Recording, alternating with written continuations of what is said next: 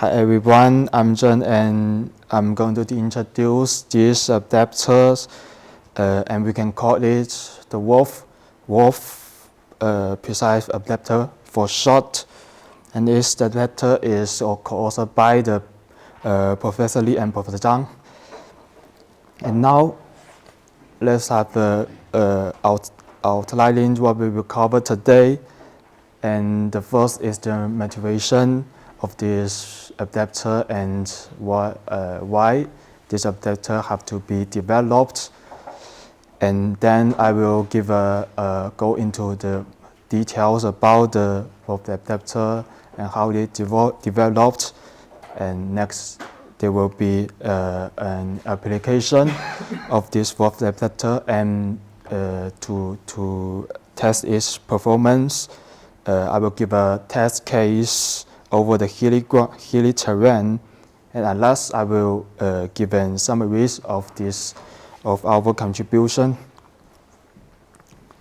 So for this unfamiliar, I should give an introduction to the WRF model. And this WRF model is a weather numerical predictions model that is designed for both atmospheric research and operational forecasting application.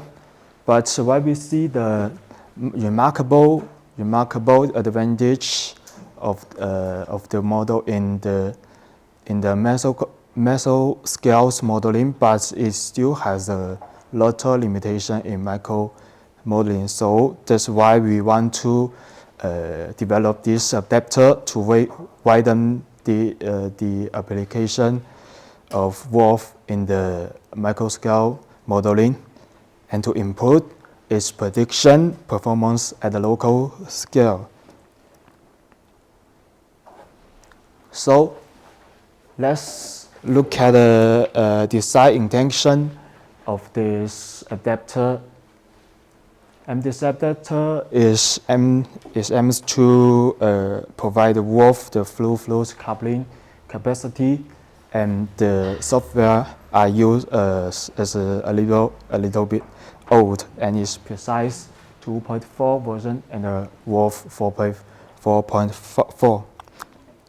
And as we see, the WRF actually don't have a well-established API, so we have to check his source code and modify this source code and add this WRF preCICE adapter into the code, and then we will use an so-called fortune bindings of preCICE libraries to link this adapter to the preCICE coupling.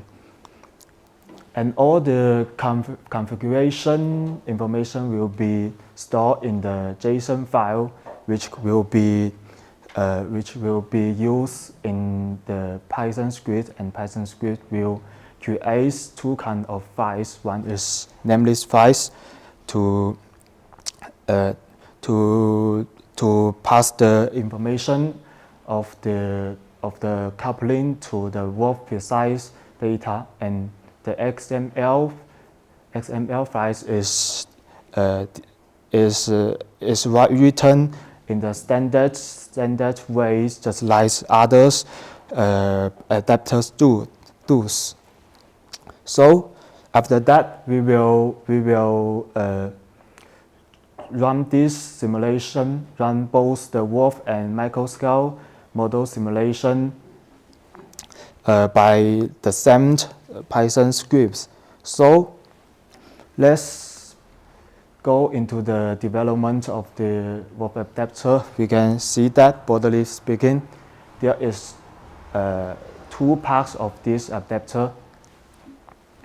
And the first part is about the initialization of the preCICE coupling.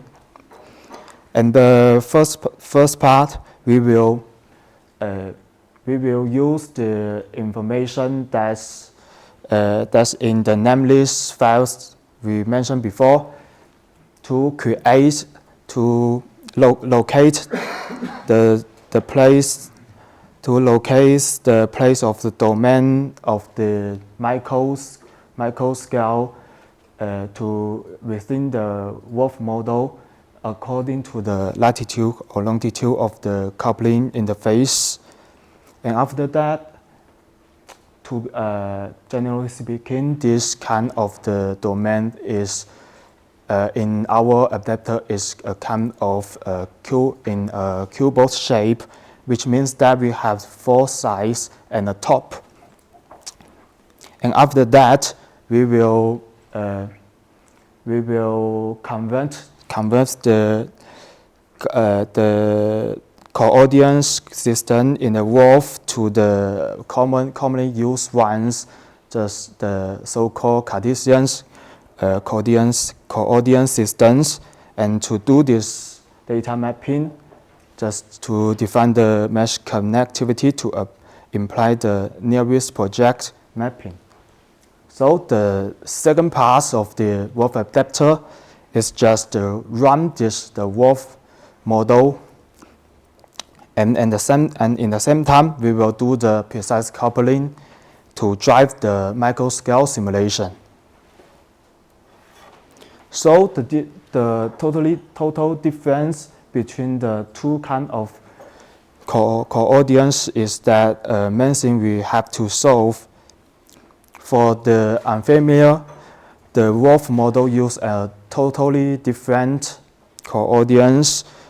Just name the terrain falling, hydrostatic pressure, vertical coordinates derivative by eta, what is defined by this expression. And we can see that when the altitude is higher, this eta is smaller, and when the altitude is lower, and its eta will be bigger and reaching at the maximum that is 1 at the terrain surface. So we have to realize that the data arrangements of the WRF model is totally different from the micro scale models, such as OpenFOAM. And they use the so-called staggered grid, which means that the physical variables may be stored in the four different places in a grid cell. And for the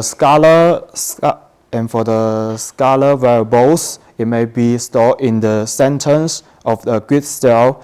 And for the U or V component, it will store in the faces, the horizontal faces or vertical faces of the grid cells. So for the so-called geopotential in the WRF model, it is stored in the, we can see that, stored in the vertical face at the grid cell, and we can see that we can use these two variables, these two geopotential to calculate a new one that's in the center of the grid cell, and use these variables. We can get a actual height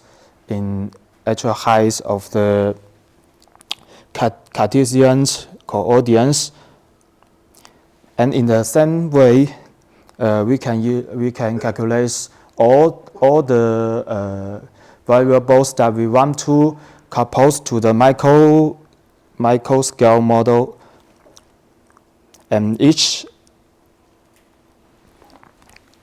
at the grid cells, each point have a sense of the coupling variables that we want to couple, But we can see that although we have located all the coordinates of the WRF model in the Cartesian coordinates, there has a still large distance between the first layer of the WRF model and the terrain surface. So in the field of the wind engineer, we usually use formulas of the logarithmic wind profiles, which means that we give actually empirical values at these points, and use this expression. We can see that all the variables are related to a so-called friction velocity, and this friction velocity is calculated by the first layer of the WRF model. And by doing this, we can easier to define the mesh connectivities and easier to apply the nearest projection mapping. So next, this kind of WRF preCICE adapter is developed for my master thesis, and it's about the WRF OpenFOAM coupling. And we can see that in this our test case, this meteorological data from the European central meridians for weather forecasting is to send to the WRF model, and this WRF model will using a WRF adapter to pass the data to the preCICE library. And you can use the OpenFOAM preCICE adapter that is well established in on the preCICE official website, and by doing this, we can pass the information data from the library, from the WRF, and store in the library into the micro-scale CFD simulation. And all this progress will be used a Python script to run it. So to show this performance of the WRF OpenFOAM coupling, I give a case, and this case is in the high wind speed condition about the complex hilly terrains in Guangxi, China. It's a province, is a southwest province in China, and using a so-called pinball foam solver in OpenFOAM. And you can see that I provide 6 hours spin up time to make sure ensure the full development of the atmospheric boundary layers. And after that, there will be 12 hours of interest for us for our research. And there is three kind of time scheme that I have to develop. Is that when is the time step of WRF is bigger than or smaller than the OpenFOAM, or is equal than the OpenFOAM. But in this our case, I set the OpenFOAM time step is 5 seconds, and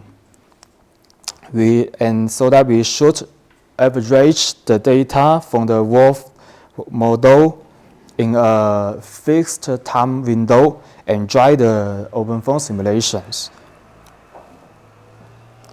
So there are my nested domains configuration of WRF and OpenFOAM. You can see that the biggest WRF domain have a side length of about 8 kilometers, and it will have about 600 kilometers in length, and the smallest ones is only have 20 kilometers. And each parent nested domain is 3 times big as the next smaller domains. And this kind of configuration will make sure that a smooth downscaling of the meteorological data of the WRF model. And the innermost of the smallest WRF model is the OpenFOAM domain, and we can see that it has a 6 kilometer in length and have a resolution of 30 meters.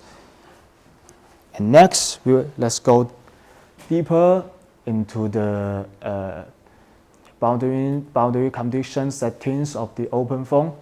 And in this case, I provide 4 sizes of the domains, and it will be 2 inlets and 2 outlets of in these domains, and a slip top and a no slip patch called terrain. And we can see the bottom figures is about the topography of this case, and the test point is in the center of this topography, and it is 120 meters above the ground. And we can see that the right picture will show how the wind velocity is influenced by the topography, and the black and thick light shows the more higher altitudes of the topography, and the gray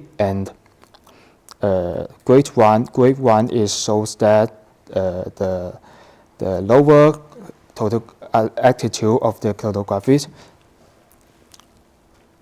And at last, we will given to test this performance of WRF OpenFOAM, we will give this picture, and we can see that when we only use the WRF model, the peak of the wind velocity will be much higher than the observed. And when we use the WRF OpenFOAM coupling, it will reduce this change and make this value more closer to the observed data.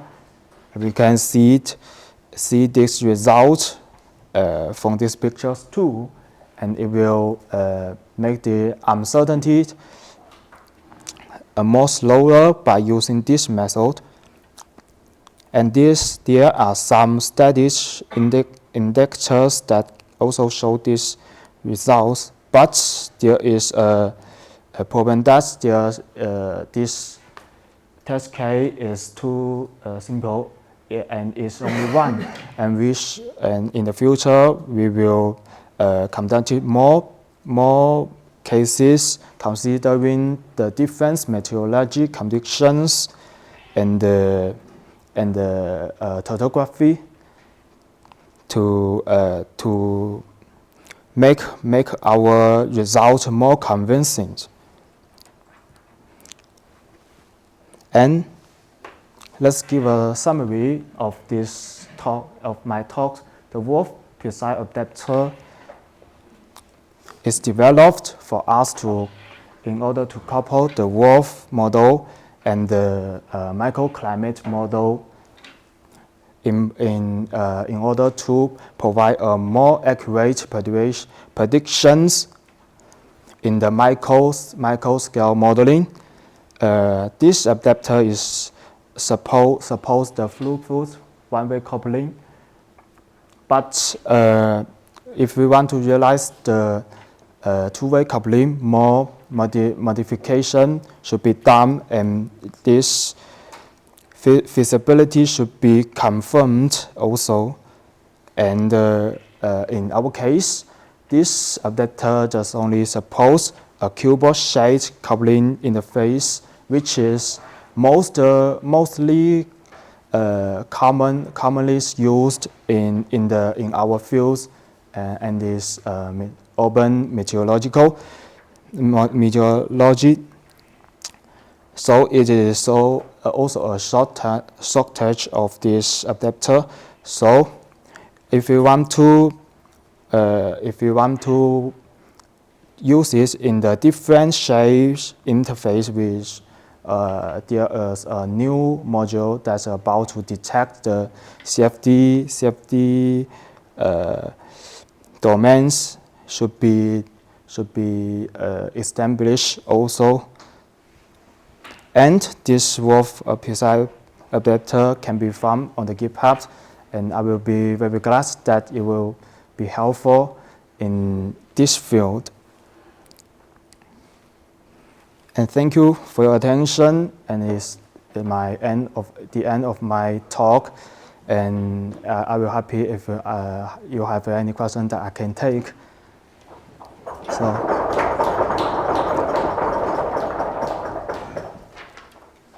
Yes, thank you for the presentation. Yeah. I have a few questions, but I'll let you go first. Who has a question?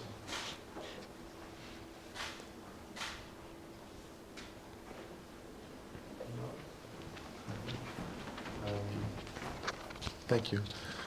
A few technical questions. Did you have to change the OpenFOAM adapter, or could you just use what is already there for fluid coupling? You said that I have changed the OpenFOAM adapter to meet my research interest. Yeah. No, I don't have changed the adapter. It just create a new kind of WRF adapter to meet, but the OpenFOAM adapter is the same. Can be found on your website. Okay. Nice.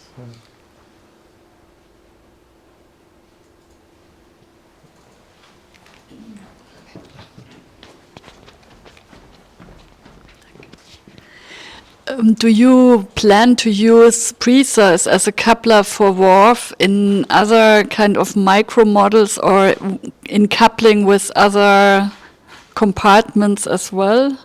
So is the WRF community picking preCICE up as a standard coupler? You mean that I have using this WRF adapter to another micro-scale models? In fact, I have no try for this, and it's just a test case to fit my need now. Okay, thank you.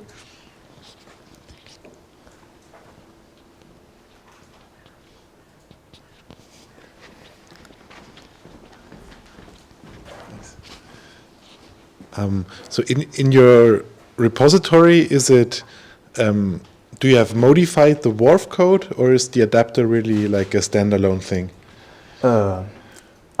In fact, the WRF doesn't provide a well-established API. Mm-hmm. So in some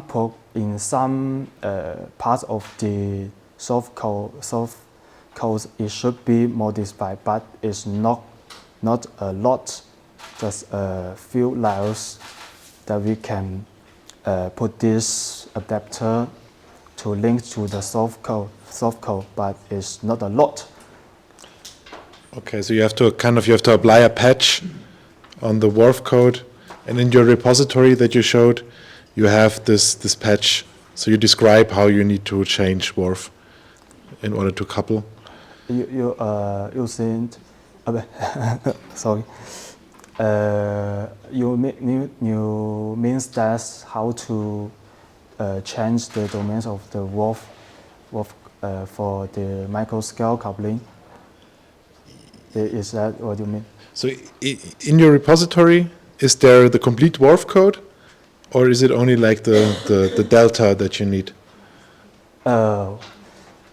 It's also need the information of the of the domains, because we need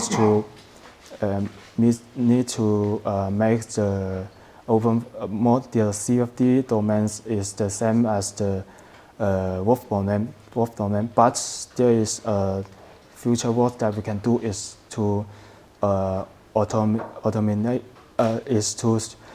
detect the CFD domains strength way, and don't need to put this information of what domain, and we can also do this work well. Okay. That's something I need to for my further improvement. Yes, you said so. This is results of your master thesis, but you're continuing with this work. This adapter have a lot of rooms to improve, but just for me, it's just like tools, because I'm just a researcher of the atmospheric science, so we don't focus too much on how it works, but just meet our needs, and maybe this adapter will be more well established to do more things. That's wonderful. There's also kind of possibilities. Okay. Yeah. Okay. Looking forward to that. Thank you. Okay. If this is your master's thesis, are you a computer scientist or are you a methodologist? No, I'm not a computer science a student of computer science. I'm just a master student in the focusing on the atmospheric science, but there is some but there is something that other research don't do it well, is that the coupling of the meso-scale model and the micro-scale model, the two scales of coupling they don't do much. So I want to develop this adapter with my tutors to do something different from others. So that's my goals of master thesis. Impressive.